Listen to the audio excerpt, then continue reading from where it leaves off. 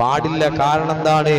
അള്ളാഹുവിന്റെ കലാമായ പരിശുദ്ധമായ ഖുർആനിലുള്ള ഒരു സൂറത്താണത് അല്ലേ?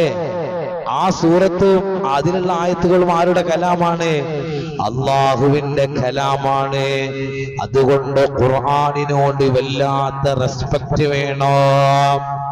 ഒരാള് ഖുർആൻ പിടിച്ചുകൊണ്ട് നമ്മുടെ അരികിലൂടെ നടന്നു പോവുകയാണെങ്കിൽ വരെ അതിനെ നമ്മൾ എണീറ്റ് നിന്ന് ബഹുമാനിക്കണോ എന്ന് നമ്മെ പഠിപ്പിക്കുന്നുണ്ട്. അല്ലാഹു സുബ്ഹാനഹു തആല ഖുർആനിനെ വേണ്ടതുപോലെ ബഹുമാനിക്കാൻ അല്ലാഹു നമുക്ക് തൗഫീഖ് നൽകട്ടെ.